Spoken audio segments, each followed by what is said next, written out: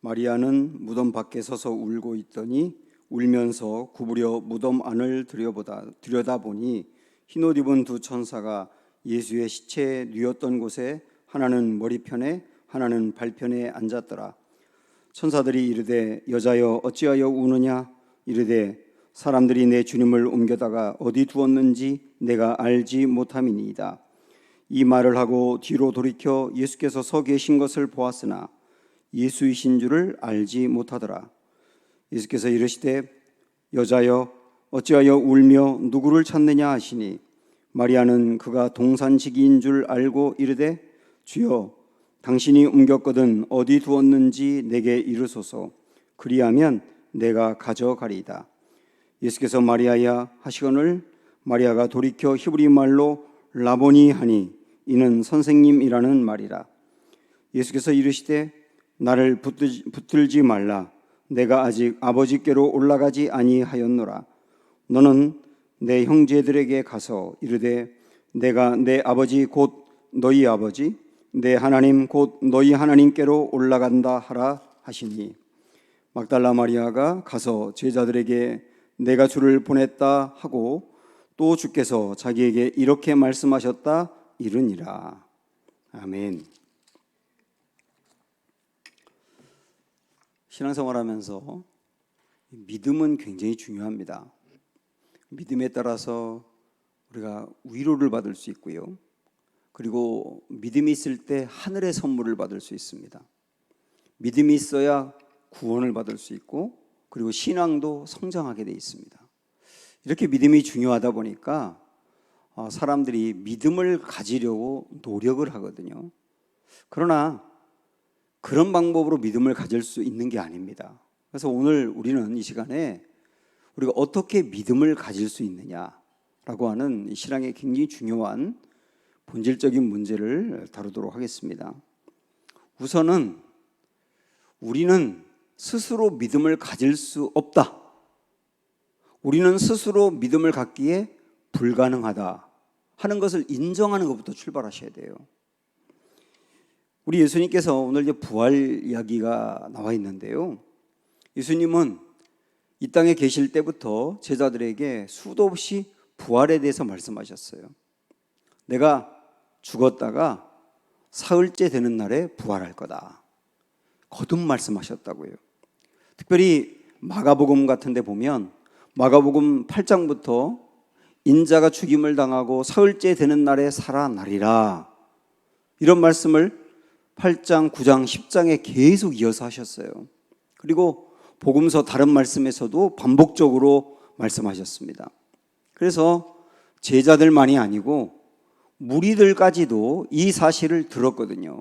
그러니까 당연히 막달라 마리아도 예수님이 부활하신다고 하신 말씀을 들은 거예요. 알고 있는 거예요.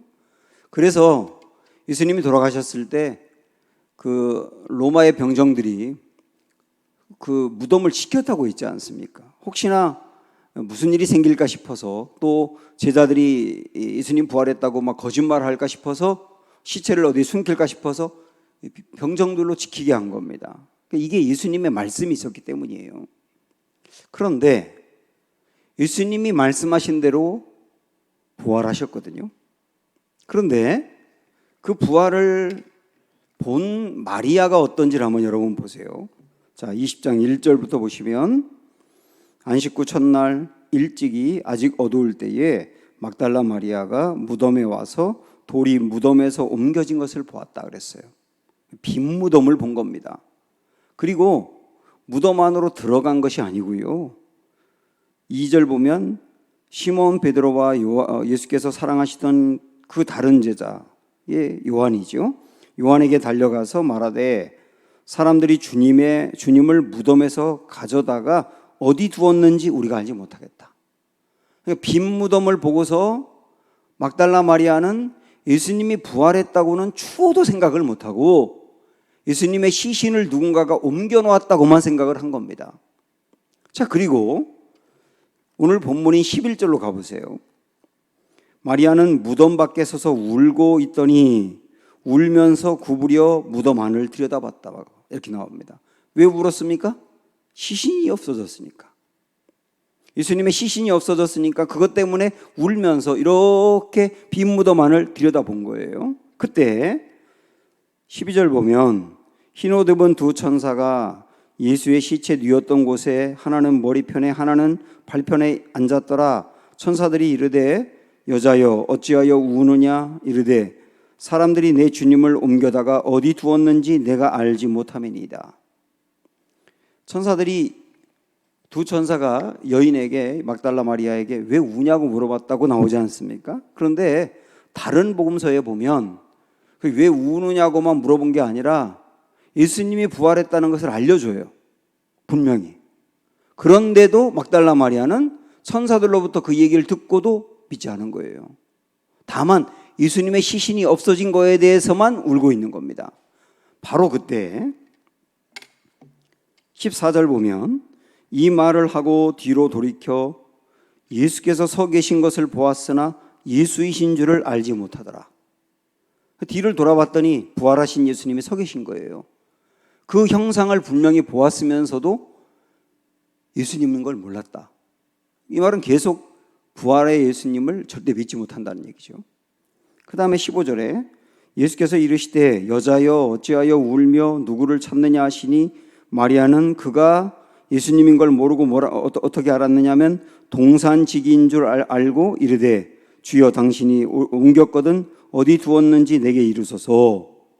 그러니까 뒤에서 예수님이 이 마리아를 여자여 하고 이렇게 부르는데 예수님이라고 생각을 절대 못하고 예수님의 시신을 어디다가 옮겨 놓은 사람일 거라고 생각을 하는 거예요. 그러면서 당신이 옮겼나요? 묻는 거죠. 여기 보면 분명히 예수님의 말씀이 있었고 부활하신다는 말씀이 있었고 그리고 부활하신 예수님의 빈 무덤을 봤고 천사들로부터 얘기를 듣고 예수님을 보았으면서도 전혀 믿지 않는 마리아를 본단 말입니다. 그럴 수밖에 없는 이유가 뭐냐면 예수님의 말씀이 있긴 했었습니다만은 이때 당시에 그 사람들의 생각 그거를 이렇게 알면 이해가 됩니다. 왜냐하면 이때 당시에 그리스 사람들이나 로마 사람들은 영혼만 귀하다고 여겼고 육신에 대해서는 악하다고 생각을 했어요. 그래서 육신이 부활한다? 절대 있을 수 없는 일이라고 생각을 한 겁니다. 그들의 사고로. 유대인들은 어떠냐? 유대인들은 만약에 죽은 자가 부활했다면 사람이 아니에요. 그것은 하나님이죠. 그런데 유대인들은 철저히 유일신 신앙이 강하기 때문에 여호와 하나님 외에 또 다른 하나님이 있을 수 없는 거예요. 그런데 사람이 부활했다? 육신이 부활했다? 절대 아니다. 이렇게 될 수밖에 없는 겁니다. 그래서 유대인들은 영혼의 부활을 믿는 사람들은 많이 있었지만 육신의 부활은 절대 믿지 않았다고요. 이런 사고를 갖고 있는 시대에 살았던 마리아하고 그 다음에 제자들이기 때문에 예수님이 부활했다는 것을 믿을 수가 없는 거예요. 그러니까 다시 정리하면 예수님의 말씀이 있었지만 그리고 눈으로 보았지만 이 시대의 사람들은 시대의 영향을 받게 되어 있지 않습니까? 그리고 문화의 영향을 받기 때문에 이거 믿을 수가 없단 말입니다. 저는 이 말씀 이렇게 보면서 오늘날 우리가 살고 있는 시대가 과학시대인데 과학시대는 증명이 되어야 되고 눈으로 보아야 되고 그렇지 않은 것은 마음으로 받아들이기 어렵고 절대적인 진리에 대해서 거부하고 그러는 시대에 우리가 살고 있잖아요. 그래서 예수님이 부활했다. 나도 부활한다. 그것을 믿는 게 이때 당시의 사람들만큼 어려운 거예요. 지금 우리는 그런 시대에 살고 있단 말입니다. 이렇게 본다면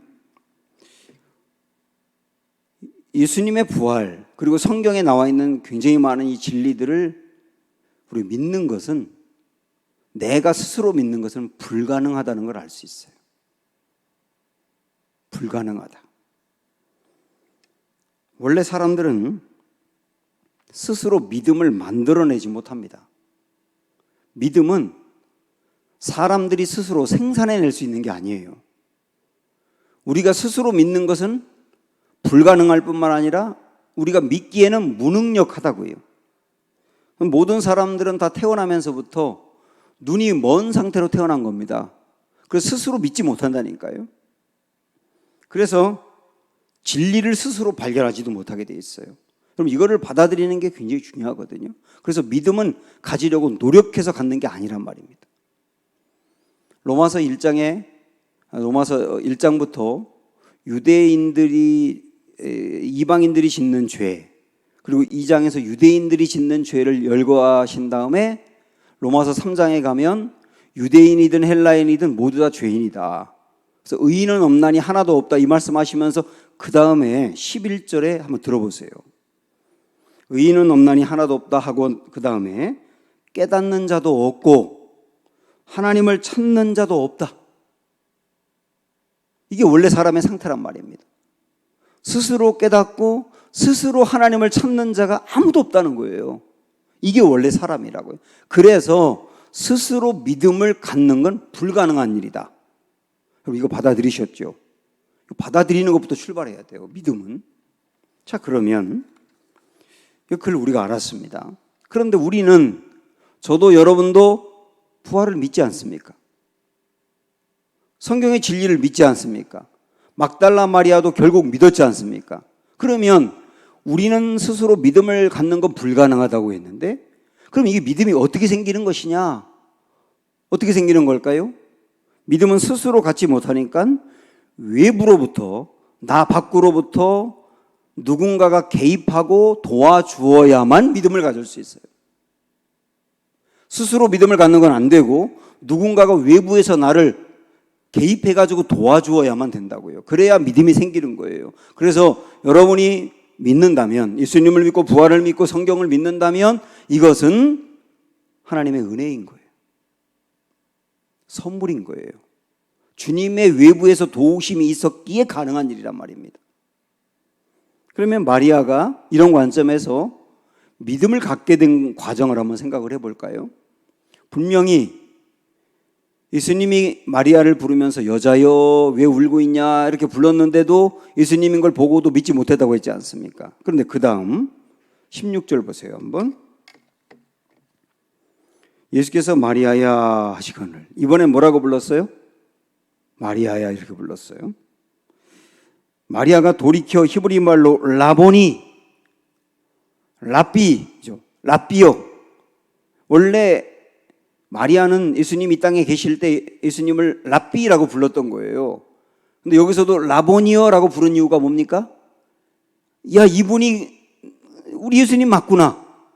그 우리 예수님이 부활했구나라고 이 시간에 부활의 주님을 만나고 부활을 믿었다는 얘기입니다. 그러니까 막달라 마리아가 부활을 믿게 된 게 16절 이 부분이거든요. 마리아야 하고 부를 때, 그때 믿음이 생긴 거예요.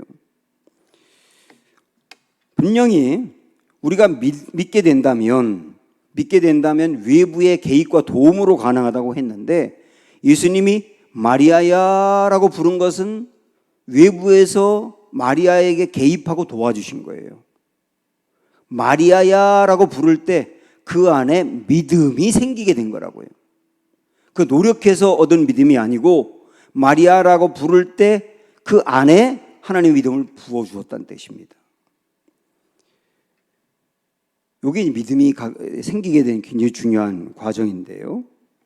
요한복음 10장에 보면 목자는 양을 알고, 그리고 양은 목자의 음성을 안다 그랬어요. 그래서 실질적으로 팔레스타인 지역에서 목자가 양을 키울 때 양들이 굉장히 많이 있더라도 그 양들 하나하나를 목자가 다 압니다. 우리가 볼 땐 다 똑같아 보여도 목자는 다 알아요. 그래서 이름을 불러요.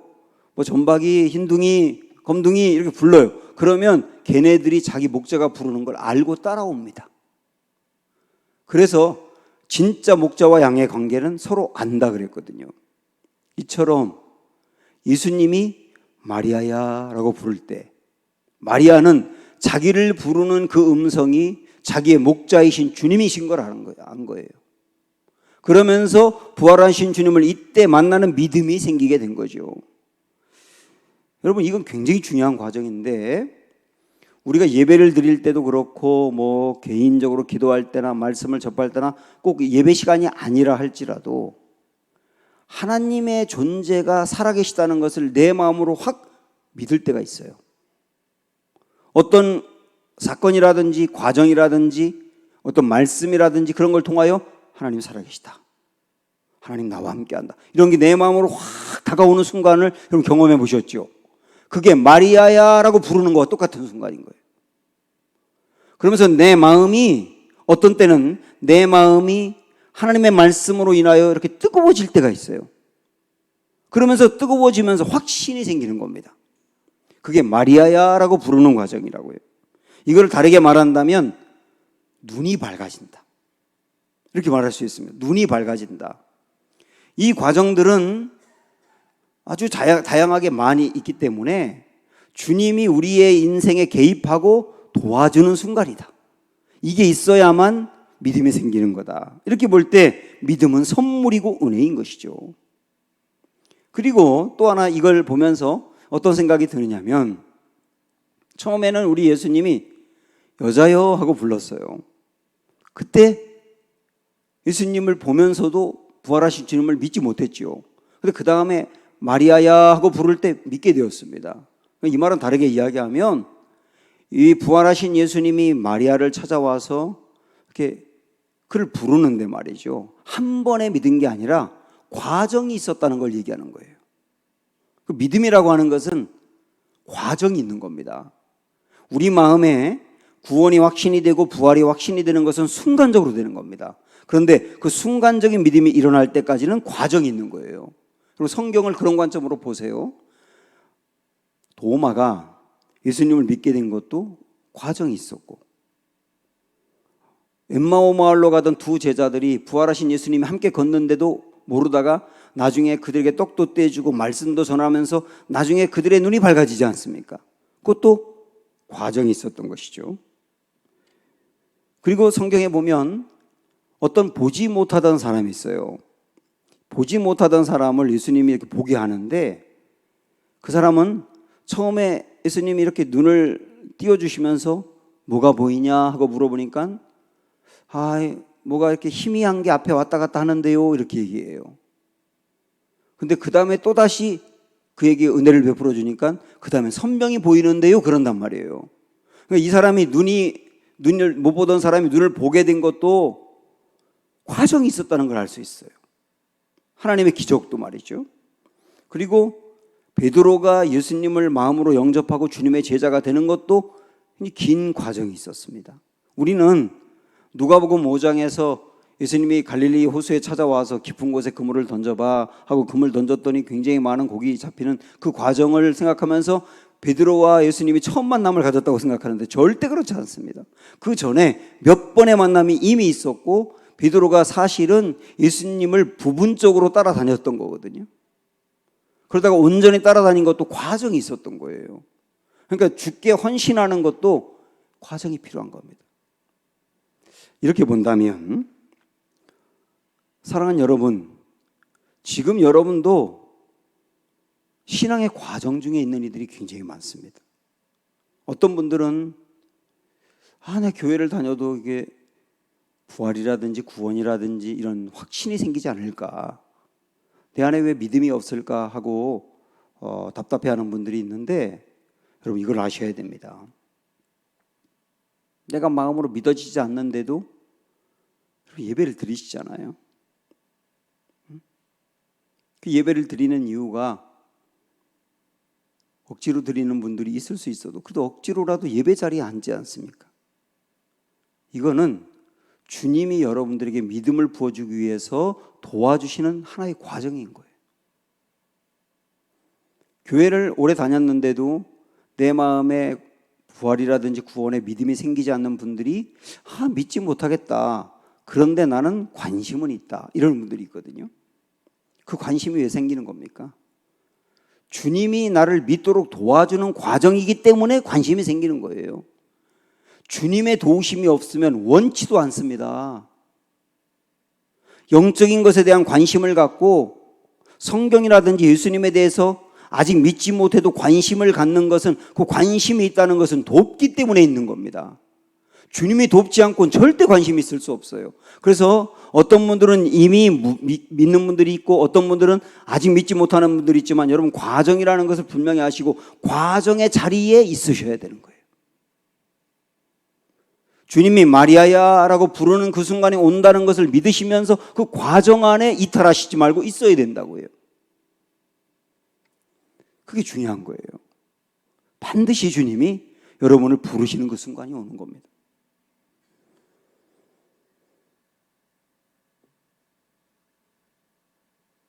믿음을 갖게 되는 건 은혜로 가능하다. 선물로 가능하다. 이미 믿는 여러분도 그 선물을 받은 것이고 지금 과정 중에 있는 이들도 그 선물을 기대할 수 있어야 한다. 이런 말씀이에요.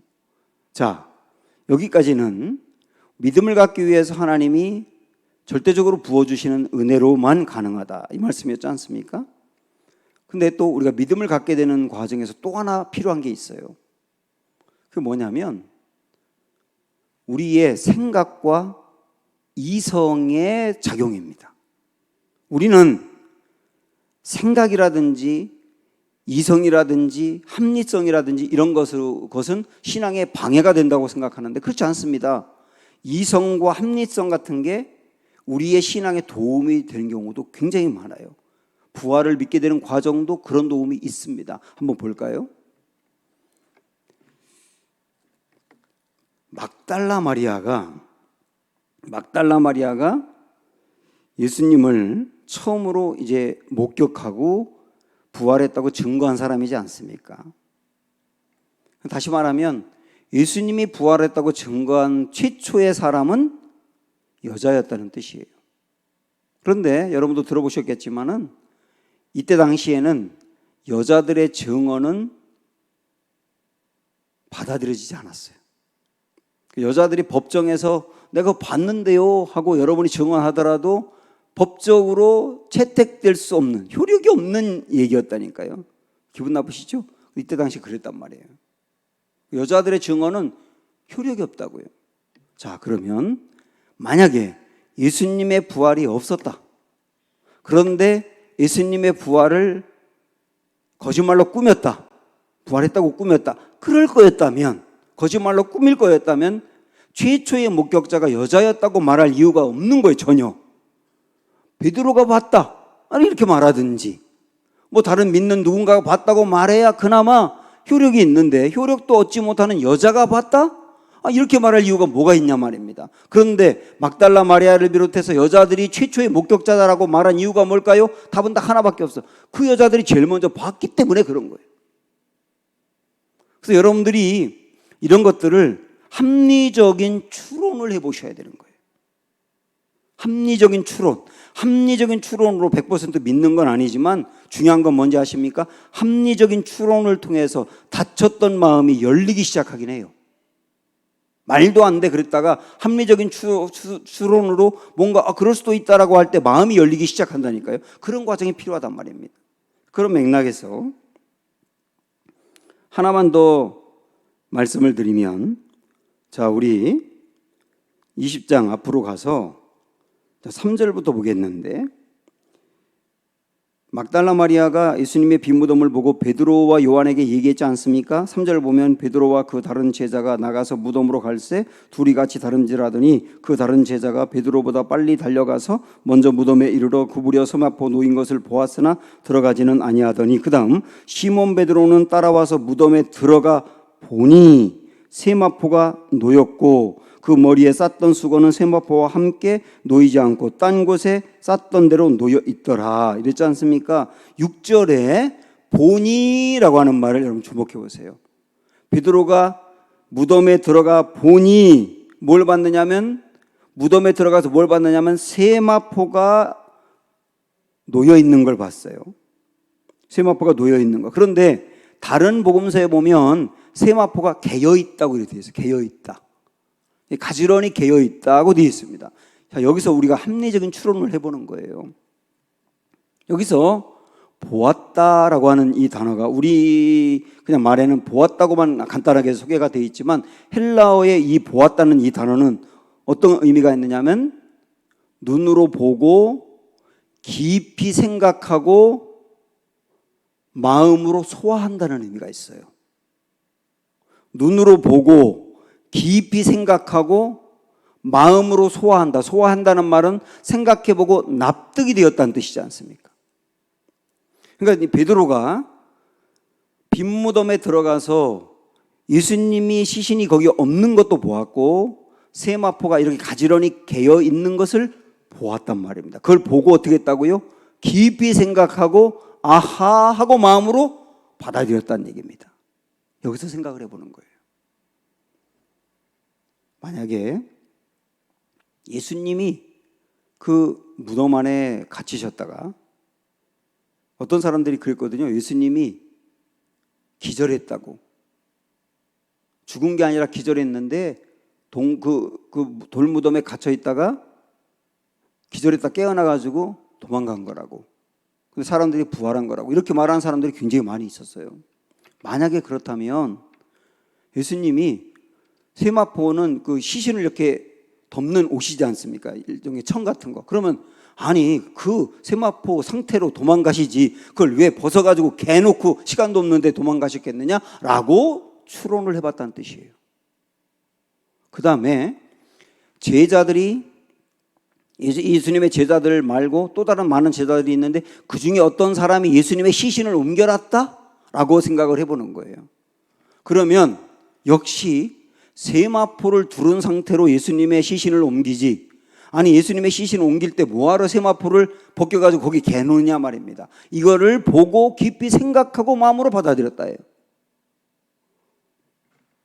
또 하나 예수님이 부활했다고 사람들이 거짓말한다 이렇게 생각을 했었거든요. 그래서 유대인들이 예수님의 시신을 훔쳐다가 옮겨놨을 수도 있지 않습니까? 그러다가 제자들이 예수님 부활했다 봐라 빈 무덤이지 않느냐 뭐 이렇게 말하면 예수의 시체가 여기 있다라고 얘기하려고 그렇게 한 사람도 있었다고 생각을 했거든요.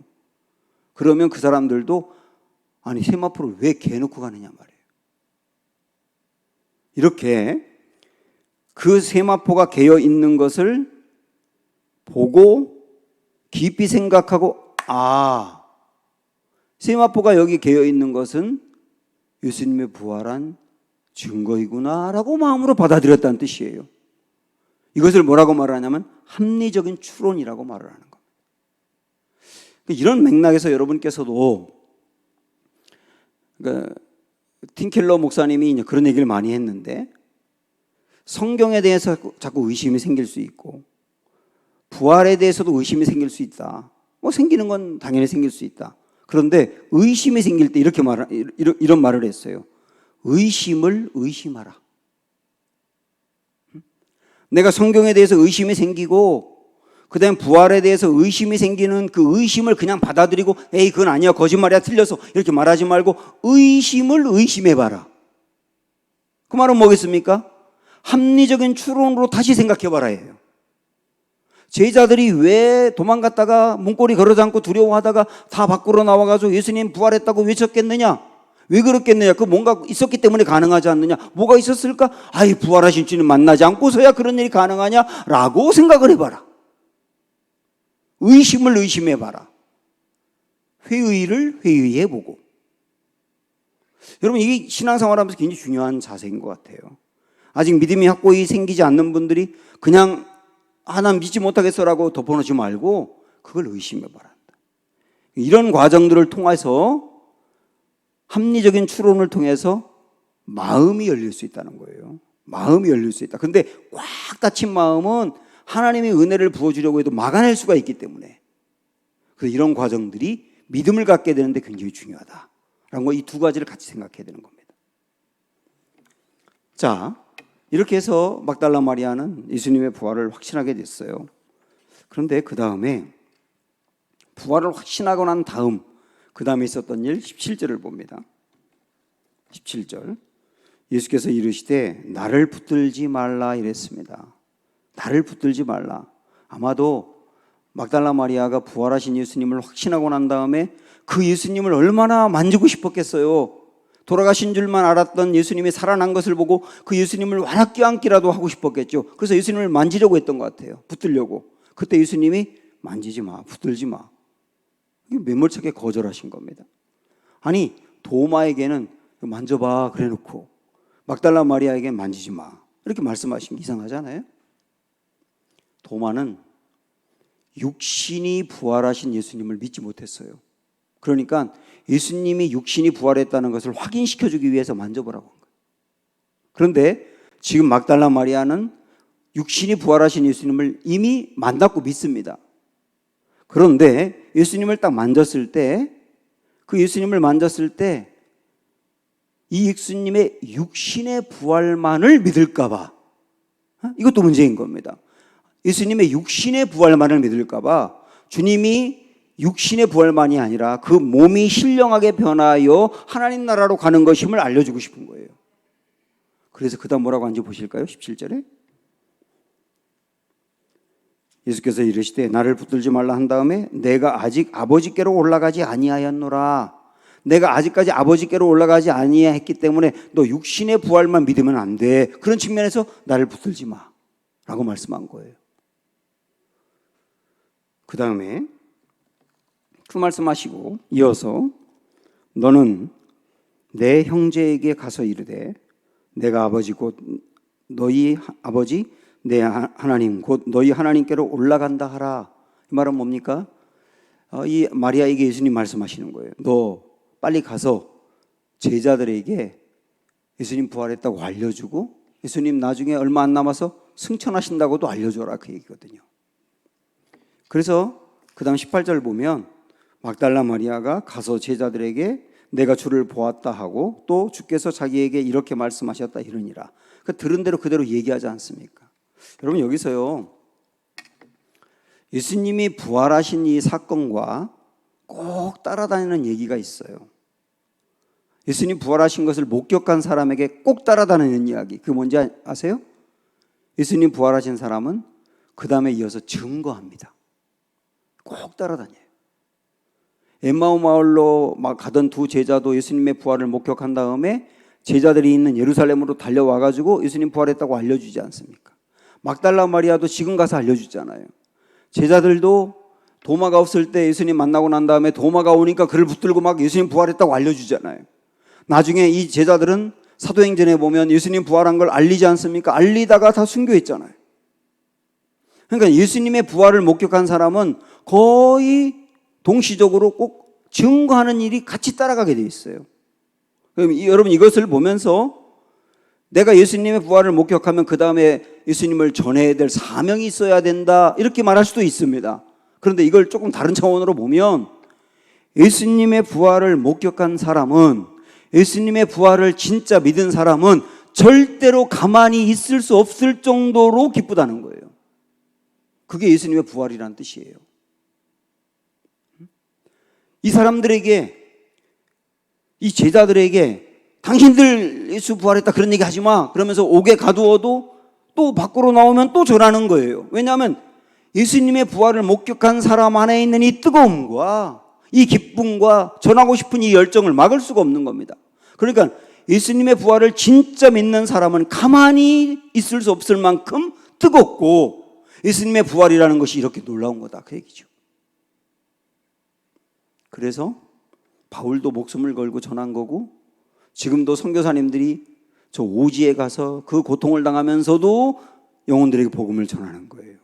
사랑하는 여러분, 이걸 보면서 부활은 이 정도의 기쁨을 주는 것임을, 이 정도로 나를 가만히 두지 아니하며 나를 긍정적으로 흔드는 것임을 아셔야 되거든요. 이미 부활을 믿고 있는 분들 중에도 피상적으로 믿는 분들이 있어요. 나 부활이 있는 걸 믿어요. 그분들도 자꾸 복음을 들어야 되는 이유가 뭐냐면 복음을 듣다가 오늘 같은 말씀을 듣다가 이 피상적으로 믿던 부활에 대한 믿음이 뜨거운 믿음으로 바뀌면서 가만히 있지를 못하는 거예요. 가만히 있지를 못한다고. 그래서 부활을 믿는 성도들이 어떻게 해서라도 내 가족을 전도하고 싶고 친척, 친지, 친구, 지인들을 보면서 좀 교회 좀 나오라고, 그래도 그 사람들이 끄떡 안 하면 막 그들을 위해서 안타까운 마음으로 기도하고, 그런 이유가 뭡니까? 장로라서 체면 때문에 하는 겁니까? 아유, 그래도 명색이 권사인데 평생 한 명이라도 전도해야지, 그런 책임감 때문에 그러는 겁니까? 뭐 그런 것이 없다고 할 수는 없지만 또 어느 부분이 있어야 되지만, 궁극적으로 그렇게 하는 이유는 부활을 확신하고 나니 가만히 있을 수 없기 때문이에요. 이게 부활의 믿음이라니까요. 이 믿음을 막달라 마리아가 오늘 얻은 겁니다. 그런데 예수님의 부활을 최초로 목격한 사람이, 믿은 사람이 막달라 마리아지 않습니까? 그래서 막달라 마리아가 오늘 말씀의 제목처럼 최초의 그리스도인인 거예요. 그리스도인은 누굽니까?